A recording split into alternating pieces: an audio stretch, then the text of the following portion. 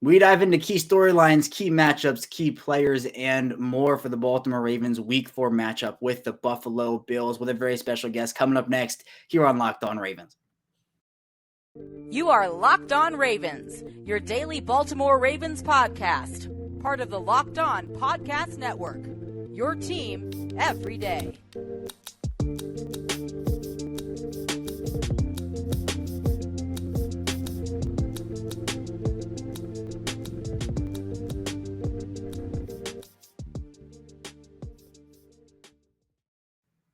And we return here with another episode of Locked On Ravens, your daily Baltimore Ravens podcast. I'm your host, as always, Kevin Oestreicher, and we are here on the Locked On Podcast Network, your team every day. Thank you so much for making Locked On Ravens your first listen of the day. We're free and available on all platforms, including over on YouTube. And today we're going to be diving into a crossover Thursday, the 4th of 2022, this time with Joe Marino of Locked On Bills, as we talk about what I think should be an electric game, an exciting game, and honestly, I think the game of the week somehow coming at 1 o'clock p.m. on CBS. We're going to be talking about key storylines, key matchups, key players, and more throughout the entirety of the episode, which I'm really excited to dive into here today. So if you want to support the show, support the channel, be sure to like and subscribe on YouTube. Follow along in audio form. It does help out a lot. And if you want to also be sure to follow me on Twitter at ChaosSharker34 and the Locked On Ravens account at Locked On Ravens for show updates and analysis and more. That also would be greatly appreciated. But now let's dive into the content with Joe Marino of Locked On Bills as we dive into our 4th crossover Thursday of 2022. Welcome into an edition of both Locked On Ravens and Locked On Bills. I'm Kevin Oestreicher, the host of Locked On Ravens. Here with me is Joe Marino, the host of Locked On Bills. Thank you so much for making both Locked On Ravens and Locked On Bills your first listen of the day. We are free and available on all platforms. That includes over on YouTube as well. And today's episode of both Locked On Ravens and Locked On Bills is brought to you by PrizePicks. PrizePicks is daily fantasy made easy. Pick 2 to 5 players, and if they score more or less than their PrizePicks projection, you can win up to 10 times your money on your entry. First-time users can receive 100% instant deposit match up to $100 with promo code LOCKEDON. That's PrizePicks.com, promo code LOCKEDON. And Joe, this is a game I've been looking forward to ever since the schedule came out. Week 4, Ravens, Bills. Lamar Jackson, Josh Allen. I mean, these are two of the best quarterbacks in this league. We get to see them face off 1 o'clock on CBS. I have a feeling, Joe, this could be the game of the week. Yeah, I think it's the one most people want to watch. You know, 2 of the best quarterbacks in the league, 2 contenders in the AFC. A lot on the line, right? You start to think way ahead to tiebreakers and the playoff standings. All of that's going to be at stake on Sunday. And so even if I weren't covering this game, this would be the one I'd want to see if I was an NFL fan. And there are so many you can choose from, but I do think that with the electricity both these teams have, the 2-1 starts, both common denominators have lost to Miami. The Ravens in week 2, the Bills in week 3, and I know it stings a little for Bill. I wish the Ravens could have helped the Bills out a little bit with a win against Miami, but it's what happens sometimes. But I think when you're talking about biggest storylines for this game, Joe, I think for both teams and for the Ravens, I'll start it off, it comes down to some health. And I know that for the Ravens, they suffered multiple injuries in week 3, and a couple of big contributors, all things considered. Michael Pierce, that was announced that, there's a bicep injury, a bicep tear for him, and he's going to have to determine whether he wants to have pretty much season-ending surgery or play through the pain. The decision hasn't been made on that yet, but he's been playing really well for them. That's a big loss to the defensive line room. And I think when you're talking about the offensive line for Baltimore, they've been consistent at 4 or 5 positions. The one that's been iffy this year has been left tackle. The injury to Ronnie Stanley in 2020, he's still not back from. Played 1 game in 2021. He wasn't where he wanted to be, opted for a second surgery. He's played 1 game since the middle of 2020. Then they lose Jawan James in week 1 to a torn Achilles. Patrick McCary goes down with an ankle sprain in week 3. So in comes rookie Daniel Faalele out of Minnesota, who had never played left tackle before, was only a right tackle in Minnesota. All things considered, I'd say held his own. Now, Stanley, apparently he is going to be back on the field sooner rather than later. We have kind of heard that over the past couple of weeks, so who knows if he's going to play. But also, in their secondary, they've been dealing with some stuff. Brandon Stevens was able to return last week, but maybe wasn't all the way fully back. Marcus Peters is getting fully back after missing all the 2021 season thing. Same thing with J.K. Dobbins. But for Baltimore, they're looking to, again, get some of those guys back and figure out just where they are health-wise, because they have been struck again by the injury bug. Maybe not as bad as last year, but the depth, the outside linebacker depth. They signed Jason Pierre-Paul after losing Stephen Means to a torn Achilles. Justin Houston goes down with a groin injury. It's injuries all over the place for the Ravens, Joe, and I know for Buffalo, they're having some stuff too in their secondary. Yeah, Kevin, and I sort of feel bad talking about injuries because I know Baltimore literally lost a season last year because of injuries. Let's face it, Baltimore is a contender in the AFC. We know what this team is under Coach Harbaugh and with Lamar Jackson, and obviously injuries were just too much for any team last year. The Bills are part of the injury club now, and they've been really healthy for the last several years, and I guess all that good luck over the last several years has finally caught up to them, and unfortunately, the biggest storyline for Buffalo is who do they get back this week? You look in the secondary, like you mentioned, does Jordan Poyer play, an all-pro safety? Dane Jackson, left the field in an ambulance against Tennessee. Practice limited already this week. Can he go on Sunday? Their other corner, Christian Benford, fractured hand. Obviously, I don't think he's going to play. So who do you have in the secondary? And then who do you have up front on the defensive line? It doesn't sound like Jordan Phillips is going to be able to go. At Oliver with some type of ankle injury, is he back and able to play? And so it's not just the secondary, it's that defensive line as well, where half of your rotation right now is banged up. And then you shift over to the offensive side of the football, and on the offensive line, the Bills have a couple of injuries. Mitch Morse missed last week with an elbow. He's their starting center. Ryan Bates, their starting right guard, is in concussion protocol. So could you potentially be without a couple of starters on your offensive line, a couple of very important players, you starter in Oliver and a guy who plays a ton in Phillips on your defensive line, and how much of your secondary can actually play? Those are big question marks for the Bills heading into this weekend, and obviously a shorthanded game last week against Miami where the Bills were absolutely in position to win that game very, very convincingly, but just as it went on, a lot of attrition in terms of more injuries piling up, and so we're sitting here in the middle of the week getting ready for this game on Sunday, really kind of wondering who's going to be available to play against Baltimore.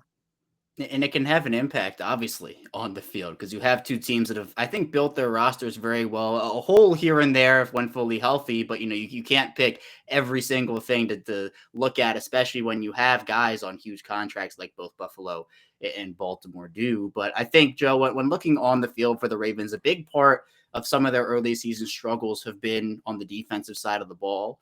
And in terms of yards per attempt, averaging what this Ravens defense has, they are 30th in the league in pass yards per attempt given up at 7.2. They are 26th in the league in yards per attempt given up on the ground at 5.0.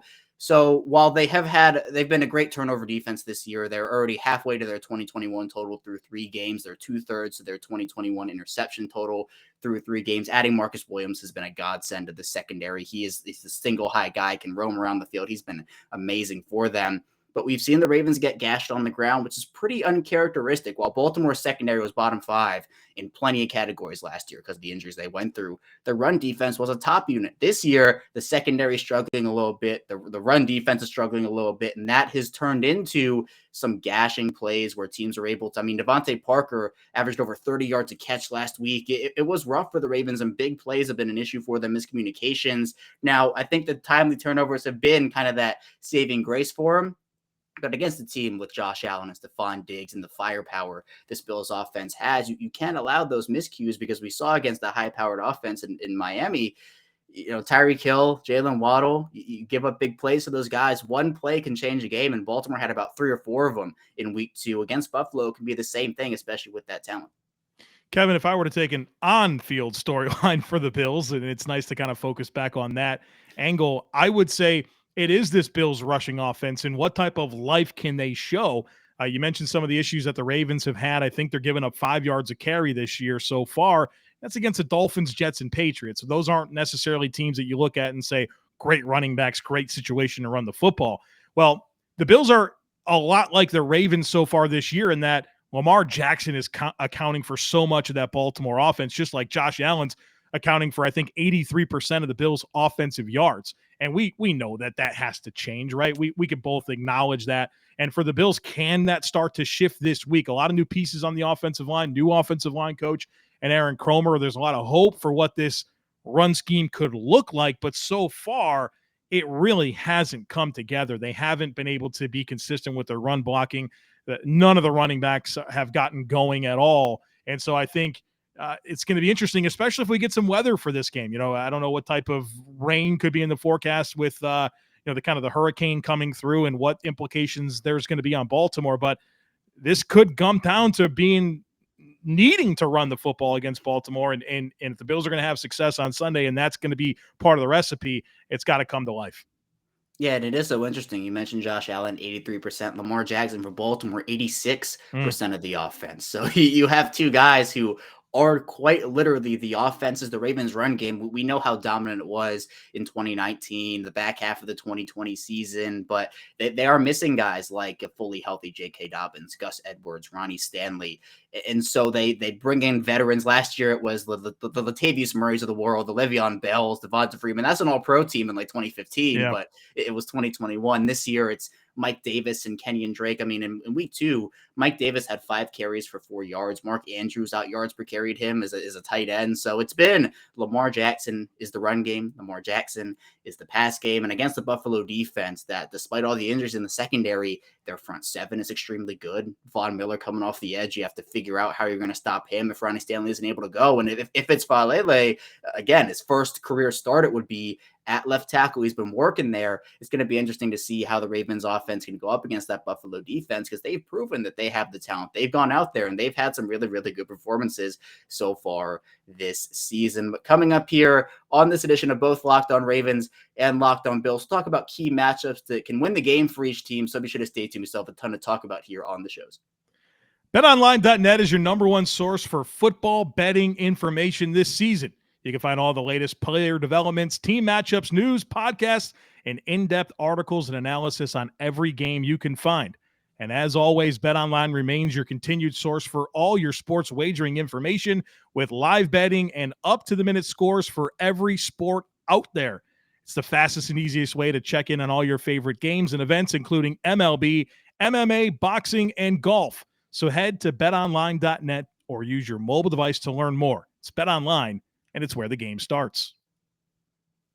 We're back here with our second segment of this crossover Thursday edition, Locked On Ravens, Locked On Bills. Kevin Oestreicher, Locked On Ravens, here with Joe Marino of Locked On Bills. And Joe, when we're talking about key matchups, I know that, look, these two guys aren't playing on the field at the same time as Lamar Jackson going out there and tackling Josh Allen on the field.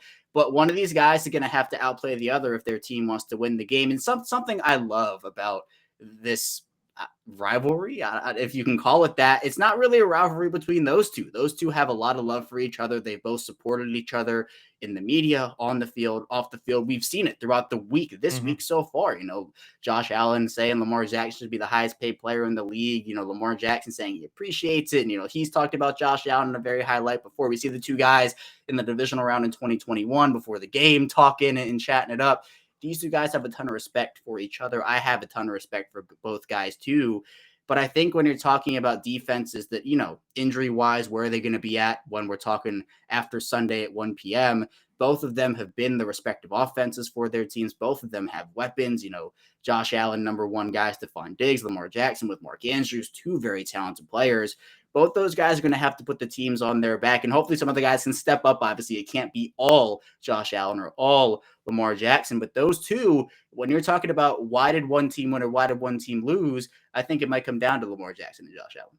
Yeah, I think you're exactly right about that, which makes me very interested in how these defenses are going to play against these quarterbacks and kind of lasering in on my thoughts about the Bills defense against Lamar Jackson. Lamar has really overcome some of the stuff that came up last year with beating the blitz, right? After that Miami game, a lot of teams wanted to blitz and see if he can beat it. And maybe there were some issues last year. Well, there's no issues this year. This guy's got the number one passer rating in the NFL when blitzed. I mean, he's completing 81% of his passes, 11.5 yards per attempt, and a passer rating of 154.2 when facing the blitz. Now, what I like from the Bills' perspective here is the Bills don't blitz. That's not part of what they need. That's not part of their formula. They are a rush 4, drop 7 defense. And so I think that somewhat plays into the strengths where other teams have had to blitz to manufacture pressure because they don't have their rushers up front. Buffalo isn't going to fall into that category. Now, Lamar Jackson, another metric about him that really stands out is his average time to throw. 3.18 seconds. That's 31st in the NFL. And he doesn't get the ball out, or he does get the ball out in over 2.5 seconds on 60% of his dropbacks. Under those circumstances, he holds it for 4.09 seconds. Lamar Jackson puts so much stress on your defense because not only do you have to cover for longer, and he's pushing the ball down the field a lot more than he really ever has. I mean, he's one of the furthest average depth of target quarterback so far this year. The deep ball is something that he's definitely wanting to implement more of this year. And so you have to cover for longer. You have to cover for deeper. And oh, by the way, he's one of the most talented 3, 4, 5 guys in the league with the ball in his hand. So he can obviously do a lot with his legs. Ravens fans know that this guy puts maximum stress on a defense. And so how do you counter that? Well, I think you have to, of course, contain rush, which I'm sure you hear about every single week on these crossover discussions. You got to contain rush Lamar Jackson and drop 7. The good news for the Bills is that's kind of what they do. Now, easier said than done. Lamar Jackson's going to make his plays. But for me, how this Bills defense plays against Lamar is obviously going to be critical. And the Bills had some success against Lamar. You go back to the playoff game and even the game that Baltimore won back in 2019, it wasn't Lamar's best day. And so I'm interested to see the evolution here, right? Because I think Lamar's a player that just continues to evolve and continues to answer every critical question about him. And what does it look like against this Bills defense that's had some level of success against him to this point, and stylistically doesn't have to change much in terms of their core principles of playing the game. And so big task at hand, and how they handle that is going to be really critical. And I'm kind of interested, Kevin, in some of these ancillary components of the offense. We know about Mark Andrews and Rashad Bateman. Those guys are going to get the ball. They're going to make their plays. But from the Devin Duvernays and Isaiah Likeleys of the world, who steps up? The Demarcus Robinsons. Can those guys become more of an answer for them this week? I think that's another big storyline from a Bills defense perspective against this Baltimore offense that I'm going to be dialed into. Yeah, I think it's a huge one too. When you mentioned Devin Duvernay, he has been, I think, the perfect version so far of what the Ravens wanted out of these young receivers after they traded away Marquise Brown. There were a lot of questions, especially after the Ravens didn't address the position in the draft after trading away Brown. You know, they take Tyler Linderbaum in the late first round instead of maybe a wide receiver there, and they take 2 tight ends. They don't even take a wide receiver. That they had 11 picks. They didn't take one wide receiver. They bring in, you mentioned Demarcus Robinson. He was really their only addition. They were hoping that guys like Devin Duvernay, James Prochet, Tylan Wallace would step up. And so far, we haven't seen a ton from Prochet and Wallace, but Duvernay has been electric. He big playability so far. He had the stuff too. Exactly. Yeah. He's one. I think he's the best returner in the NFL. And there are some names you could put up there with him, but he's been phenomenal for them in that aspect. And we saw it's not just the big play stuff where he can get free and get open for a long game, but he's making contested catches, toe tap catches in the end zone. He is turning in to this all-around receiver and someone who Lamar Jackson trusts. And that's big for me because the Ravens drafted Miles Boykin in the 3rd round of 2019. And they really never were able to get on the same page with each other. Sometimes Miles Boykin would be run blocking and Jackson's airing the ball out to him. And they never got on the same page. And while Devin Duvernay is not necessarily this big-bodied target, he's going up there and playing like he's a big-bodied target. And that's what they needed. When the Ravens drafted Boykin, they expected him to, play to his size, and he had a ton of speed there too, but he never really played to his size. He's a big guy, but he never really played like it. Duvernay's playing big, he's playing confident, and that's a big thing. The Ravens are also getting guys like Isaiah Likely involved. Josh Oliver catches his first career touchdown against the Patriots in week 3. Demarcus Robinson made a couple of nice plays too, but it really has been, the Mark Andrews show. Rashad Bateman only has 8 catches on the year. He leads the league in yards per catch at around 28.3. So he's been their big play guy, but he has been able to release off the line effectively, break ankles yards after the catch wise. He is someone with the ball in space. He does damage and has that deceptive speed as well, which I know people, again, we're talking about, can the Ravens replace that speed that Marquise Brown had?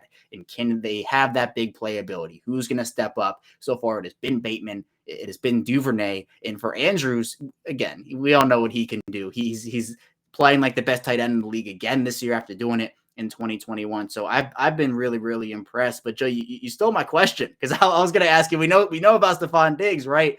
But obviously there are players on the offense who have contributed this year like Gabe Davis, and obviously there are others as well. You talk about some of the running backs, but who has to step up on that Bills offense? Because while the Josh Allen to Stephon Diggs connection is incredible, it can't just be them for 60 minutes.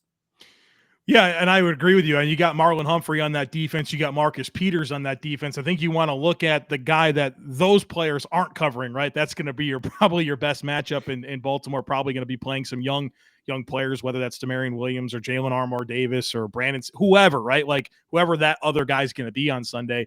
That might be a matchup where the Bills have some advantages. And so you mentioned Diggs, but Gabriel Davis is kind of expected to break out this year. He had an ankle injury that kept him out of week 2, and he played through it last week. How healthy is he this week, and can he really be a 8-10 target guy in this game? You look at Isaiah McKenzie, who the Bills have had for a while, and his role just kind of expands every single year. And one of their primary answers in the slot now that Cole Beasley's no longer around, and another veteran in Jamison Crowder. With the Jets in Washington for a while there. He also has a role for this football team as kind of another slot player. And the Bills have incorporated a lot more two-back stuff and a lot more two tight end stuff. So you're going to see guys like a Reggie Gilliam and being creative with James Cook, a second-round pick out of Georgia, maybe giving him some opportunities to catch a football in space, which happened more against Miami last week. And you kind of think about that being a layer to the offense moving forward. So with the new play caller in Ken Dorsey this year, there's been a lot of different personnel groupings and packages and evolution even, through 3 weeks. And so obviously Baltimore is very stylistically different than what they faced over the last few years few weeks in terms of what they present in terms of challenges on defense. And so I think you're going to see just continued evolution and a willingness to incorporate a lot of different weapons. And for as much as this offense is about Stephon Diggs and Josh Allen, they get so many other guys going that kind of puts a lot on defenses to account for a lot, because on any given play, they'll throw it to the fullback. They'll throw it to Diggs. There's so many different options for Josh Allen, and that's going to be a challenge for Baltimore to answer and really use the depth of their back seven to match up. Yeah, I love that you mentioned fullbacks, because Patrick Ricard in Baltimore has been a big part of their offense for a while. The way they use him, and they use him in line, they motion him. He can catch the ball a little too out of the backfield and carry some guys with him. So I think that for the Ravens, they do have those players. Both defenses are going to have their hands very full with the playmakers that both offenses have in this game. But you'll want to stay tuned here for our final segment. We're going to be diving into our predictions and wrapping up with final thoughts about this game. So be sure to stay tuned. We still have a ton to talk about here on Locked On Ravens and Locked On Bills. Folks, you don't want to be that guy. You don't want to be that guy that's going to propose. You're at the beach. You're on the pier. The next thing you know, you drop the ring and it's in the ocean. And you definitely don't want those videos all over the internet. We know we see them all the time. Well, folks, you can prevent that. You can have some insurance. The guys over at BriteCo Jewelry Insurance will make sure that if that happens to you, you will get a replacement for the full value of that ring, no matter if it's lost, stolen, or you just can't figure out what happened to it. Go to brite.co/locked on. It's the fastest, easiest, and cheapest way to cover yourself with the best jewelry insurance in the business. The guys over at BriteCo are geniuses. They made buying insurance for your engagement ring, your watch, or whatever so easy you can get covered in minutes on your cell phone, and you won't find a better deal on great coverage that's super affordable. Brite.co/locked on. We all hate insurance, right? The guys over at BriteCo turn the whole experience around, so it's probably the easiest thing you can do for yourself this week. There's no excuses. For $5 a month, you can get totally comprehensive coverage, and it won't take you more than 2 minutes on your cell phone. Check it out. Brite.co/locked on. We're back. Our final segment, Locked On Ravens and Locked On Bills. Kevin Oestreicher still here with Joe Marino. And thank you so much again for making both Locked On Ravens and Locked On Bills your first listen of the day. But now be sure to make your second listen to the Peacock and Williamson NFL show. Brian Peacock and former NFL scout Matt Williamson give you the expert NFL analysis in less than 30 minutes. It's free and available wherever you get your podcasts. And Joe, in a game like this between Baltimore and Buffalo, there are going to be some fireworks, explosiveness, and I think we could see both the offense and the defense for both sides make some plays. And I think having timely plays that could turn the tides one way or the other. When it comes to predictions, Joe, I'll throw this one to you first. I mean, how do you see this game going? Because it really could go either way. Yeah, it's a tough game to predict. And And so they make us do this. So we have to give predictions. So let me tell you my thoughts here on some of this game script and how I think things will go on Sunday. I have to start by saying that the Bills' loss to the Dolphins last week was pretty hard to reconcile at a game that you clearly had in your hands. And you go back to this Bills game against Miami. The Bills have 31 first downs to the Dolphins' 15. The Bills have 497 total yards to the Dolphins' 212. The Bills possessed the ball for 40 minutes. The Dolphins had it for 19. Bills ran 90 offensive plays. The Dolphins ran 39. The Bills only had one turnover. It's hard to reconcile that football game. And I think you're going to see a very spirited effort from this Bills team that has obviously big-time expectations for what they want to get done this year. And I go back since 2019 under Coach McDermott, and I think that's after Josh Allen's rookie season. This is when the Bills kind of became the Bills as we know them today. The Bills are 11-4 after a loss under Sean McDermott since 2019 with an average margin of victory of 11 points. And I like that they come into this game with a loss. You don't like that they lost the game last week. You would never choose that. But I think that's something that is a benefit to the Bills entering this contest. And I look at this Ravens defense, and they've struggled this year. And they've struggled against the Jets, Patriots, and Dolphins. They're giving up 26 points per game, giving up 458 yards per game, 358 passing yards per game to Joe Flacco, Mac Jones, and Tua Tagovailoa. Well, Josh Allen's coming to town, and this is a different type of quarterback talent that's this Ravens defense that has a lot to prove has to face. Can the Ravens play zone coverage? If they rely on man coverage in blitzing, that's going to be a great recipe for the Bills. They would love nothing more than to play man coverage into blitz. Lamar Jackson's the X factor, right? He's the guy that can turn this game upside down and really go against everything I just said. But I like what this Bills offense has against a Ravens defense that has a lot to prove. I like what the Bills have on defense stylistically, that they naturally don't have to reinvent how they play defense to go up against Baltimore. Again, Lamar Jackson's the X factor. I like the Bills coming into this game. Awful loss with what they have. I have it 31-26 Buffalo.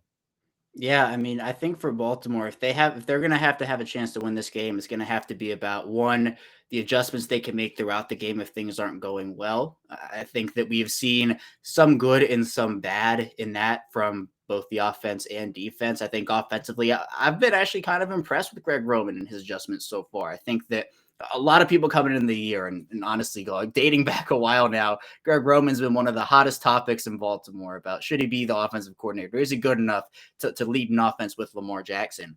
Well, look, I give him credit because while everybody thought, myself included, that this run game would be carrying this Ravens offense based off the personnel decisions they made in the offseason, it's been the pass game that's been putting the team on their back and carrying it. And we have seen the adjustments, for example, with Daniel Falele in the Patriots game. He struggled early on, gave up 2 early sacks to Dietrich Wise, wasn't getting out of his stance fluidly, and Wise was beating him on the edge.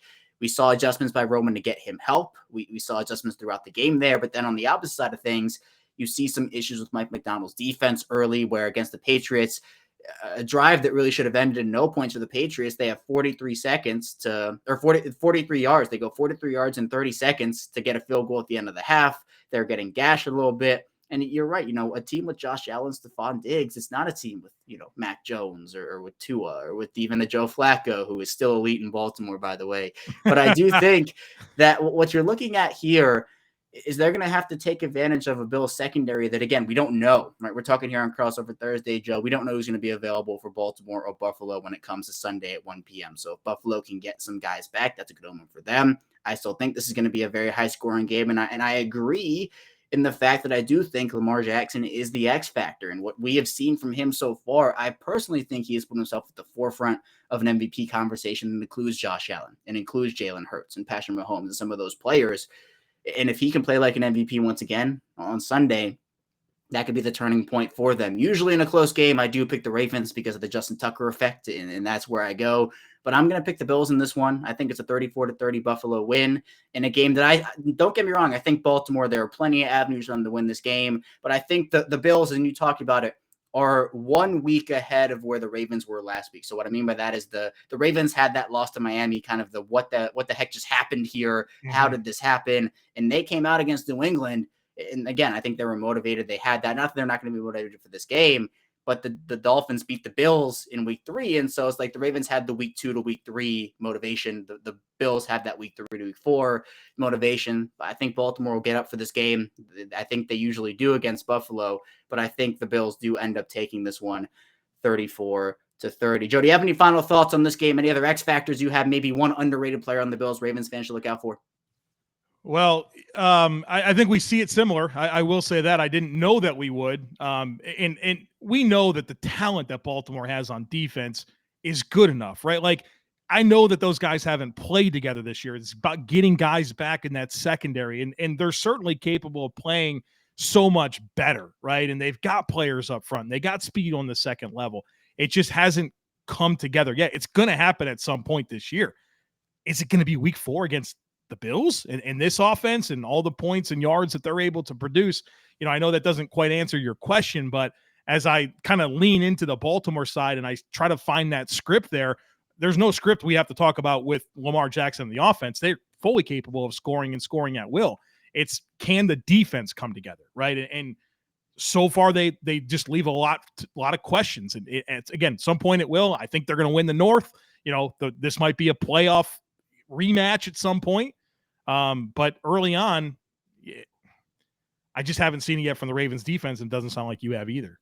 Yeah, it's been, you know, we've seen some miscommunications, a missed tackle here and there, definitely the gashing plays. And, you know, you have a player like Justin Houston who, out of necessity, because of the Ravens being so injured at outside linebacker, having to play so many snaps, and what happens, he gets injured in week 3. Calais Campbell is playing too many snaps, and you have Michael Pierce go down. What's that going to look like? So, look, I agree. I think the Ravens defense, by the end of the year, Joe, if we're talking again in January, I think the conversation will be, look, they had the early season struggles, but they figured it out late, and they have too much. I mean, look, the safety room itself with Marcus Williams, Kyle Hamilton, Chuck Clark, and all those guys, the secondary, by that point, Marcus Peters would be fully back, at least I'd like to hope to believe, and also Marlon Humphrey and some of the other front 7 players. They do have that talent, but I do think they have to figure it out. They have to work Marcus Peters back in and get him back to feeling confident again. And I think he does look a lot more confident out there than he did in week 2 against Miami. He had that interception in week 3. But I think when you're talking about this defense, there are questions to be answered. Is Mike Macdonald going to be fully adjusted in week 4 to the NFL game? I don't think the answer is yes right now. I think when you're talking about later in the year, then I think the answer is going to be absolutely yes. We've seen a couple growing pains with Mike Macdonald. Again, I think Baltimore can win this game. There are avenues to do it if they can shut down Josh Allen, which is very hard to do. It's like it's hard to shut down Lamar Jackson. 2 hard things to do. If they can take advantage of maybe a Bills secondary that is missing some players. You talked about Jordan Phillips a little bit. Maybe Ed Oliver doesn't suit up. I don't know.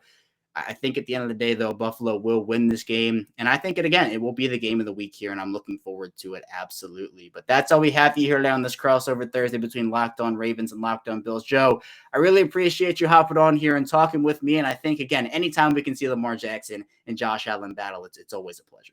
Yeah, I appreciate the great conversation, Kevin. I got a feeling we're going to talk again in January. And one other thing that we can unite over, no new injuries for either team coming out of this one. Everyone stay healthy.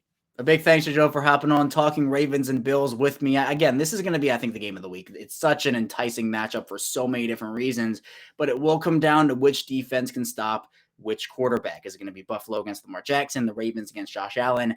That's the key for me. It's a big one and obviously a pretty obvious one, but I think that's what it's going to come down to in this game for sure. That's all I have for you here today on Locked On Ravens. Thank you so much for tuning in. When we get back in tomorrow, I'll be rounding out the week, previewing the Buffalo game in full. So be sure to stay tuned for that, and I will see you right back here tomorrow.